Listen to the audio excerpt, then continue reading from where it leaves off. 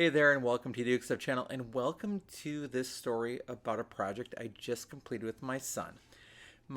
Both my sons actually, who are 9 and 13, watch Steven Universe, and both of them have talked about the ukulele that's used throughout that series. And on the Uke Play-Alongs channel, I've actually made a couple of the songs into play-alongs so far. At any rate, there is no Steven Universe ukulele on the market, so if you want a Steven Universe ukulele, you have to make it yourself. So at the beginning of June 2021, I saw a couple of ukulele kits. Build your own ukulele. They already come generally assembled. The body is together and the neck is together. You just have to glue things together and then paint it and or finish it and do whatever you're going to do with it. And they were on sale on Amazon for under $12. It was like $11.36 or something, and I just bought two of them. So what we did was we bought them, we got them here, and then we had to do some research on what is the Steven Universe ukulele really. So my son, who is 9, went and found a bunch of pictures and captured them on his iPad and sent them to me. And then I did some research and I found some pretty good designs. One from Cartoon Network directly that somebody had posted on the web, and then somebody else had another picture of the front and back of Steven's ukulele. So with those, I was able to then take a picture of the actual ukulele we're going to be painting, and then bring that into on my iPad into Art Studio Pro, and I was able to stretch and skew the image so it fit directly on that. Then I was able to figure out what colors I needed to mask out, at the same time figure out how many different colors I needed, because some of the drawings have, like a number of different shades, but after you take a look at it, some was just for shading purposes. So really, 3 colors on the ukulele.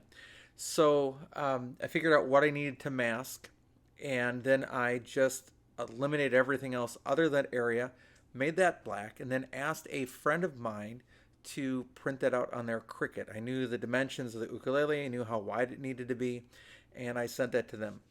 The only thing that I had to really think about was the sound hole rosette, because as I stretched it out, that got warped out. So I had to kind of eliminate that and just generally make one of those to start with. So then my son and I went shopping. We went to Menards, which is a large hardware store in the upper Midwest. So I had asked my friend Pete Mai, who makes Bonanza ukuleles, what paint would be best to use on a wood ukulele. Pete, for his entire career, built cabinetry and then started making ukuleles as a hobby for his wife, and he just finished his 800th ukulele with Bonanza ukuleles. I have one of those at my house, and we also had one that we commissioned for another school that I used to teach at. So Pete had painted a special one for a guy named Pete McCarty, who lives down in Memphis, Tennessee, and is a great guy and ukulele player and really a team song leader. That's really what he's known for, is his leading of jam sessions and playing things. It's a great time if you ever get a chance to go to Memphis and sit in on one of those sessions and play along. It's a lot of fun. But anyway, Pete had a guitar that he loved in his childhood that Pete reproduced as an ukulele for him. So I knew that Pete had painted ukuleles before, and I asked him what to get, and he suggested an interior eggshell and just a sample, because that you don't need much more than that. So we went to Menards, and they had an app. At least Pittsburgh Paints had an app where you could upload a picture and then match the colors perfectly. So we knew what colors we had to order. We had to order 3 of them, and those were about $4 to $5 a piece. Not that much, but again, it's adding up to the cost of the project here. And then we came home, and my son and I then sanded the ukuleles the best we could. We probably should have used some filler, because there's some spots where the ukulele surface or like the sides weren't totally smooth. You're not dealing with the world's greatest quality ukulele at under $12, right? But so anyhow, so we worked with it. We sanded them down. We didn't do the filler. And then we glued the neck onto the body and let that dry. Used Tight Bond. Made sure everything was straight. There is a dowel that goes in there, so you connect the neck to the body not only with glue on the top of the ukulele and the top of the neck or the bottom of the neck, but also with a dowel that's got glue on it. And then we let that dry, and then the next step was to paint the ukuleles the main color, which is sort of an orange color, kind of a creamsicle color. So we painted that. Then we applied the sort of mask that was going to protect the orange on the front and the back, and then taped the sides because the sides are all just one color, the neck is all just one color, and it's only the highlights sort of are the red and the yellow that you put on. So we masked out the area, and then the next thing was yellow. And then the next thing to do was to add the rosette back because we had to paint the yellow first. And then you add the rosette, and then you paint the red on the back and the front. After that was all done, had to take that off and find out where the paint had kind of snuck through and had to try to touch it up by hand. So it's not a perfect ukulele by any means, but it's decent. It turned out well. But had to kind of try to correct things by hand when I could, even though I had tried to connect the vinyl to the wood by using a sort of like a credit card to make it a real tight fit, and all the tape with a credit card. Still some paint seeped through at times and made like a jagged edge that needed to be cleaned up. After that was done, we took the ukuleles outside and then did 3 coats of a gloss spray enamel, again at Pete's suggestion, and just let them dry between each coat. The next step was to bring the ukuleles back and then add the bridge, and then add the tuners, and then add the fretboard. So there were pre-drilled holes for the bridge, and there were pre-drilled holes for the tuner, so that made that pretty easy. But putting the fretboard on, I had to look at other ukuleles in my collection to find one that had the same fret spacing as the plastic fretboard that came with the ukulele. And thankfully, my Kala Ukadelic, my Stars and Stripes, I've reviewed that on this channel, its spacing was exactly the same, so I was able to measure from the saddle to the top of the fretboard where the nut would go, and that was 13.5 inches. The kit came without any instructions, and this is not a review of the kit. That'll be coming at another time where I can actually talk about the quality of the ukulele itself, not the exterior of it being painted because it didn't come painted. And after the fretboard had dried, the next step was to put on the saddle and the nut, both which were incredibly high and needed to be sanded down. So I used a belt sander and actually held the piece with a vice grips and sanded down quite a bit to get action to be tolerable.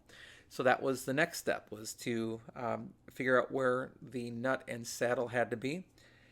A couple drops of glue with the nut, and then stringing it up. And then stringing it up was another challenge. A couple things. First of all, the way that the bridge is set up is there are holes in it, so it looks like a pull-through bridge, but it's not. The holes actually loop down, and then it's sort of like a slotted bridge there. So you tie a knot and pull it up, and then the strings are holding up and pulling against the plastic bridge, which is screwed down and glued onto the ukulele. So with that, as I was tightening strings, I kept losing strings. They kept pulling through, and eventually I ended up running out of leads. So it took a while. I had to tie like a 4-loop single overhand knot, a 4 return in the G and the A string to keep it locked down, and a 3 in the E string. I think I did a 3 at the C string too, in order to keep it from pulling through. And there's not enough room for a bead, unfortunately, in that bridge. And then I also had trouble with the strings slipping through the posts on the tuning heads, so that I had to actually double loop, which I almost never have to do with an ukulele. But it took a while, and actually took me 2 sets of strings plus another half set of strings because of the strings that I lost in the process. And that almost never happens. So let me show you the actual finished product. I'll show you both of them, and then I'll sing a little song that goes with them. So the first one is mine, which I was less perfect on. There is the ukulele, and I'll freeze for a second and put a image of the ukulele up in the corner as well, so you can see what it's supposed to look like. And then I'll show you the back. You can see the sides are all the same color. There's the back. All right, and here's ukulele number 2. This one would be my son. So I wanted to make sure I did mine first, so that when I made mistakes, I could correct that on his. So there's his, there's the front, and there's the back. And he got a chance to help out with this, tightening screws, installing the bridge, gluing, painting, made sure that he was involved with that process at age 9. So we have 2 matching Steven Universe ukuleles for the most part. There are some unique problems, like you can see I've got a glob of paint. I don't know if I can get that in the light. Right over here where I was hand touching it, but it's okay. It's not going to be perfect. This isn't a factory-made ukulele. It's made at home, rolled on the paint with a roller, and that's how they look. So those are the Steven Universe ukuleles that we created out of those kits that were $11. Oh, and then there's something special in the sound hole, if you can see that. I'll put the image up over here. I made a special sound hole sticker for each of them that says Steven Universe, has a picture of ukulele, and July 2021, so that we can remember when we did this years down the road. So yeah, that was a really fun project. At some point I'll review these separately. So let me tune this up again really quick. The strings are still pretty new, so they're not settled yet, and they keep stretching. There we go. All right. Here's a little song for you that has to do with this ukulele. Ready? We are the crystal gems, we'll always save the day. And if you think we can't, we'll always find a way. That's why the people of this world believe in garnet, amethyst, and pearl, and Steven. All right, thanks so much for joining me for this video about our Steven Universe ukuleles. I hope you're having a great day, and I'll be back again soon with some more uke stuff for you.